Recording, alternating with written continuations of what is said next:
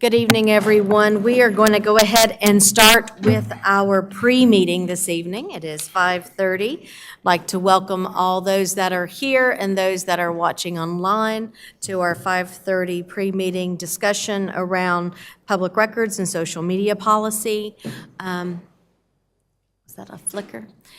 Hopefully, if you're watching, stay home, stay dry, and stay safe. With that, Ms. Loop, I will turn it over to you. And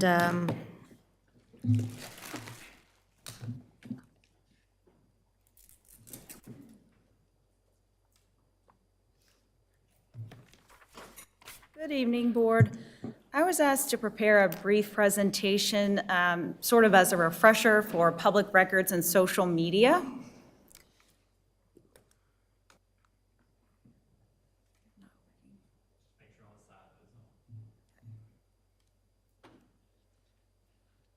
There we go.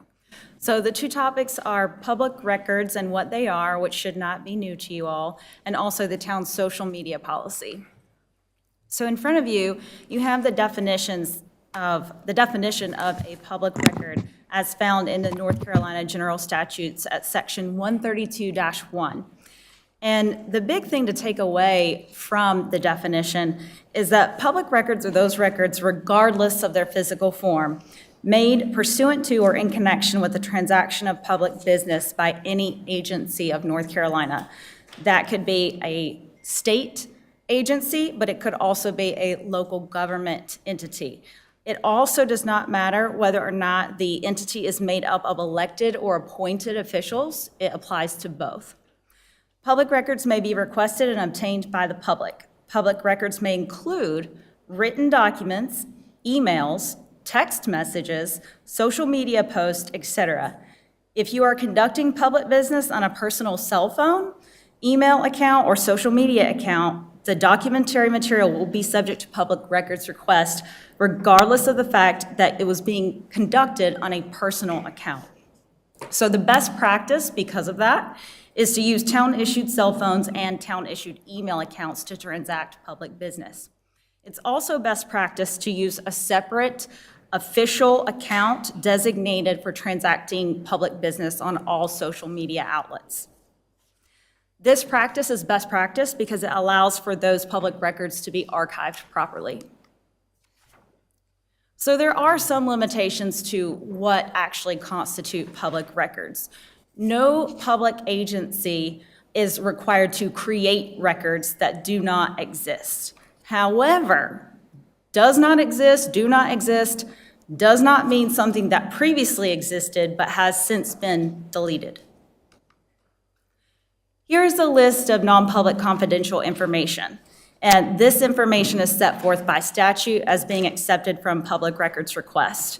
This information would be information protected by attorney-client privilege, including trial preparation materials, tax information, enterprise billing information, electronic payment account numbers, proprietary information, including trade secrets, design work, and computer code, also criminal intelligence information, 911 database, sensitive public security information, social security numbers, that should not be a surprise, and also other PII. Medical information is also exempted, as well as information contained in personnel files. So one thing that does sometimes come as a surprise is that the entity who is responsible for archiving public records is able to charge for the actual cost to the public agency of making the copy. That's something that you all as a town board would have to decide if you would like to implement. Also, aside from the actual cost of producing the public record copies or allowing them to be inspected, when there is extensive use of IT software or when you also have extensive use of clerical or supervisory assistance, by town personnel, the town board could choose to also charge a special service charge in addition to that cost of production. But again, that's something that the town board would have to decide whether or not they wanted to implement. So moving to the town's social media policy for elected and appointed officials. The town board adopted a social media policy for elected officials as well as a separate policy for town employees. We're going to focus tonight on the one that is specific to town officials. So the policy sets forth certain professional and personal conduct standards for social media use. Those includes that the professional and personal conduct that you should exhibit online, you should not be disclosing confidential information that you are privy to as an elected official. You should not use social media outlets to violate federal, state, or local laws, including public records requests and also open meeting laws. And what that means is that you shouldn't, if there is a quorum present in a chat or on the comment section of social media outlets, basically violate open meetings laws by having a quorum present in the discussion. That also applies to emails as well. You also should not engage in activity constituting a conflict of interest as it relates to contracts or voting requirements. The social media policy also sets forth a number of best practices and guidelines.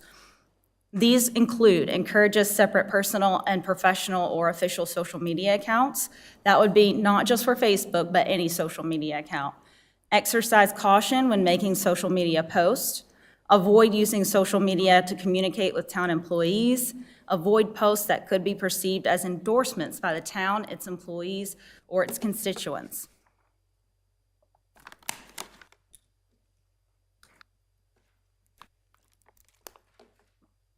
One thing about the town's social media policy is that aside from, well, let's backtrack actually. Policy considerations that you should keep in mind are that social media posts by elected officials are always considered public records if they relate to the transaction of public business. There is no distinction, as I've already mentioned, between posts made on a personal versus professional or official social media page. Public records must be properly archived in accordance with the records retention schedule.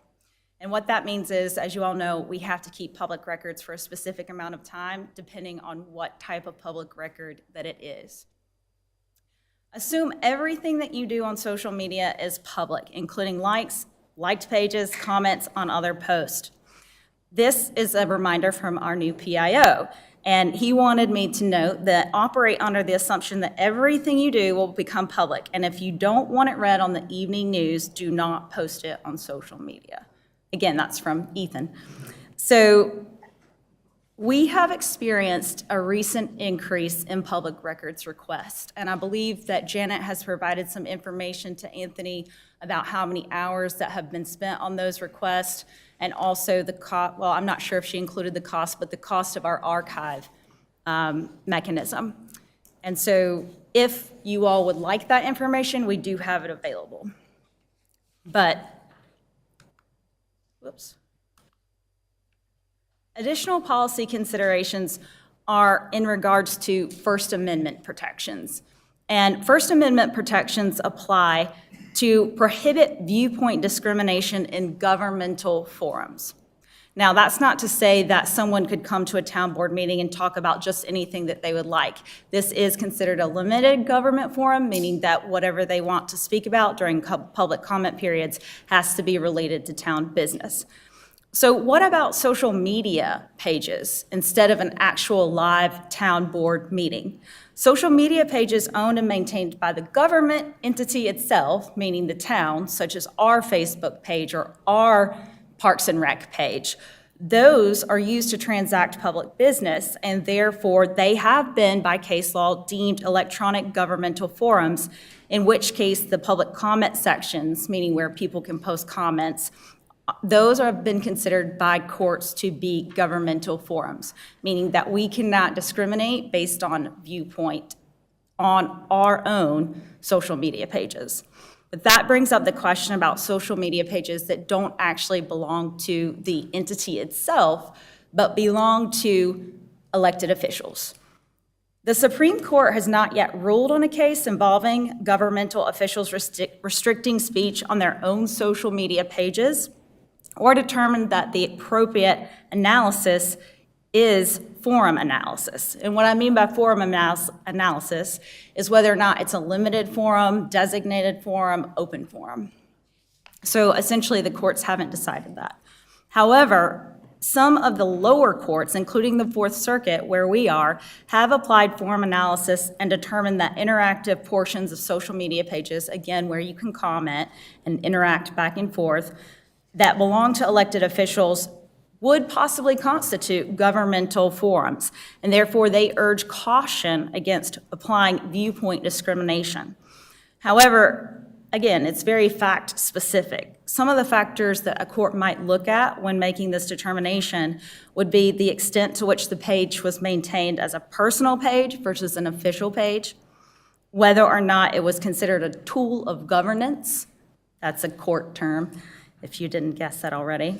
Also, whether the official's title and public office were contained on the social media page, whether it is being used to communicate about official responsibilities or government business, and whether or not any government employee or resource was used to operate the account. I would point out that courts have found that elected officials were not acting under the color of state law when they blocked users from commenting on their pages that were more directly tied to campaign activities or to something other than official business of the entity itself. And that came from the Campbell versus, I believe it's Reich, if I'm pronouncing it correctly, case.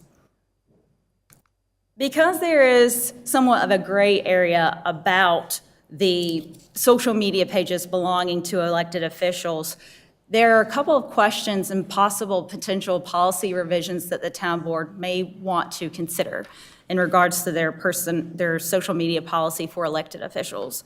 And those policy revisions could include requiring separate official and personal social media accounts and pages.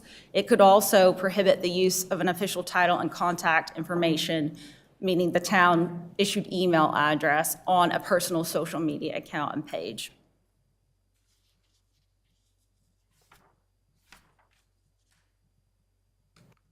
So I know that that was kind of a whirlwind and very brief, but what you should, again, hone in on is that social media posts, they are considered public records if you are conducting public business in those posts.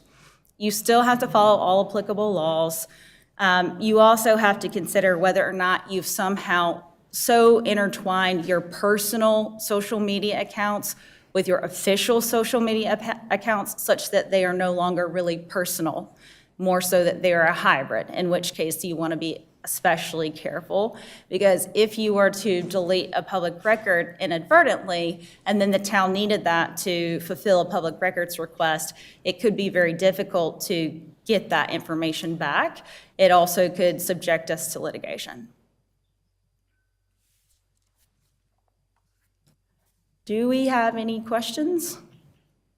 Or is the town board at all interested in any policy revisions at this time? Well, I do have a quick question in regards to public records, and you said that there has been an uptick in personal record or public record requests.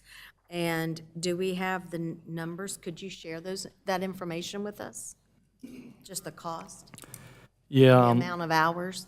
so I'm sure we don't keep it every minute and every hour. Janet, jump in at any time, but Janet, back when we started getting quite a few requests several years ago, I asked her to kind of keep an Excel spreadsheet on, hours, et cetera. Obviously, there's no way she probably knows exactly how much, if it comes from the police department, every minute they're spending over there, but at least gives us a general idea. And in 2022, she estimated roughly 118 hours. So if we just assumed, and I don't think Janet gets down into details of Barry spent 30 minutes and Emily spent an hour and Janet spent 4 hours. I don't assume you get that details, but if you just assume at a minimum $50 an hour, Janet's salary is obviously public. I'm gonna just round up to $43 an hour, just assume the minimum.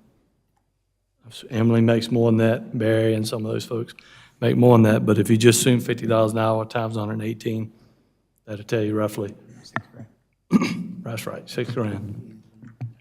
There was roughly 83 requests. Now, thus far this year, in 2023, we're already at roughly 106 hours and 64 requests. Requests can be a few minutes, requests can be a long time. And she can probably break it down even further on some of those. Some of these requests can be tens of thousands of emails. You know, if you go ask for years of information, just imagine how many emails that can be. So some of them get very, take a lot of time. So that's where we are so far in 2023. Janet, anything to add to that? We used to do a little bit better at tracking, and we had kind of gotten away from that because we weren't receiving as many requests. But I'm going to start staff to ask them to start tracking their time and entering that, so that we can, from this point forward, we're going to start giving you a better accounting of that time. And also, if you want to start receiving monthly or quarterly reports, that's something that we can provide to you. Janet, just for clarification's sake, those hours that Anthony has, those were admin hours, not necessarily the hours that Jacob and I also spent reviewing them. Did you? Okay. Some hours for y'all, because, especially this year, we had an increase in requests, especially for emails, and like I said, it's tens of thousands of emails, and I do the first review, and then they go through legal for review before we release them. So I'm sure we're on the low side, but that's just some general information. Commissioner Kidwell? For Anthony or Janet, have we seen a continual uptick over, say, the past 5 years? Or how long we've been tracking to see if, are we seeing it go up, or is it cycling around? I briefly looked at that this afternoon, and it has gone up a little bit each year.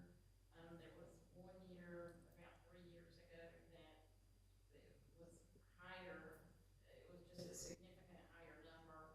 Didn't have time to really look in to see what had happened, but I figured there was some kind of project or something that made that year so high, but on average, there has been an increase every year for the last several years. Yeah, I'd say a controversial project typically brings it out, typically towards the election, that brings it out. That's typically what you see, a little bit heavier dose on those type things.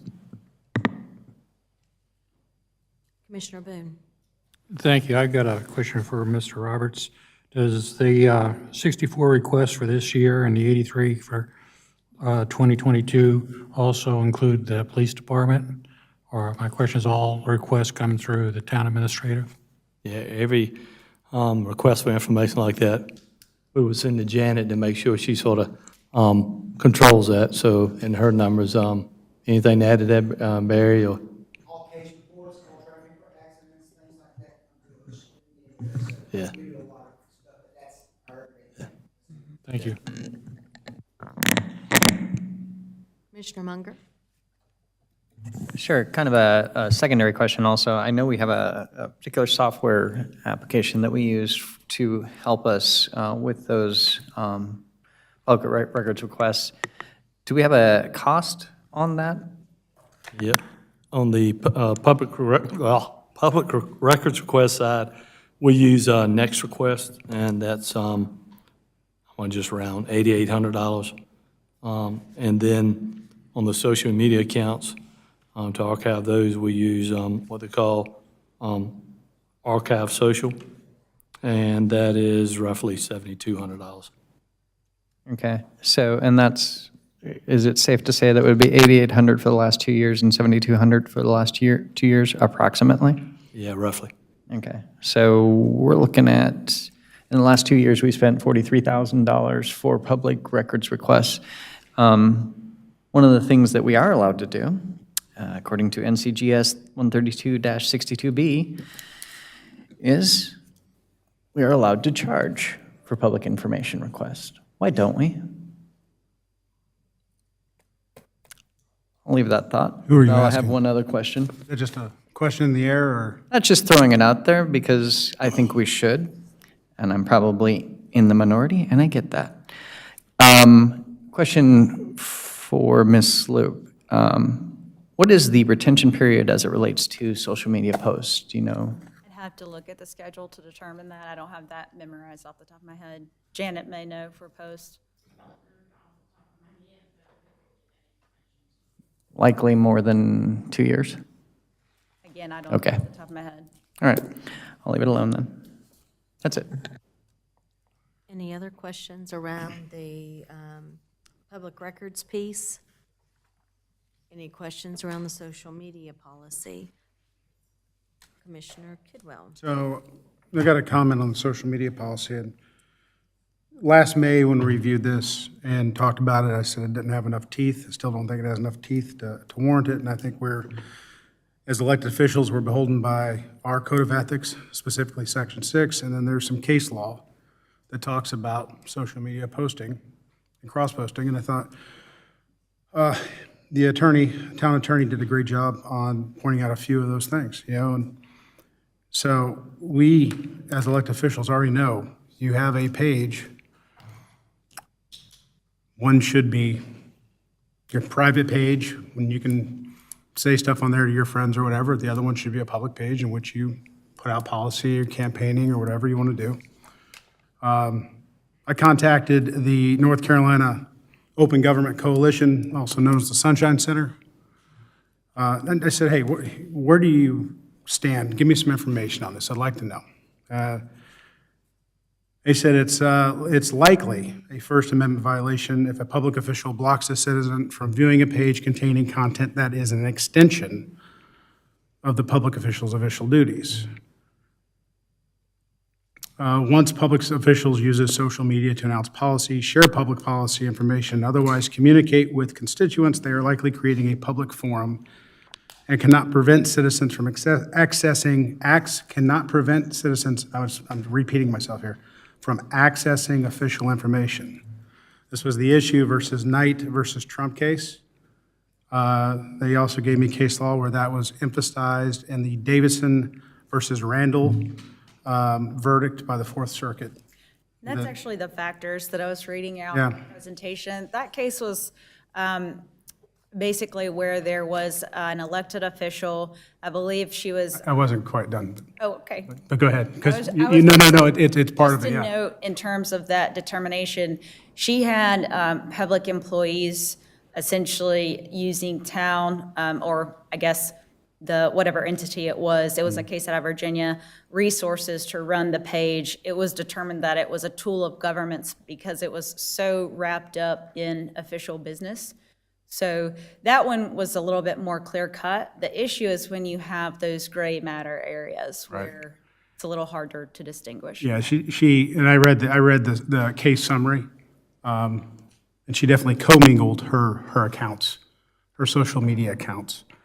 But the Sunshine Center recommended the best guidance they can offer to public officials is to be sure what type of engagement you'd like to foster on social media. If you want to create a forum for discussion, be very careful about limiting the forum or blocking participants. If a user is harassing, report them to the social media platform or consider shutting down the comment function. However, be very sure you are not shutting down comments based on the ideas being shared.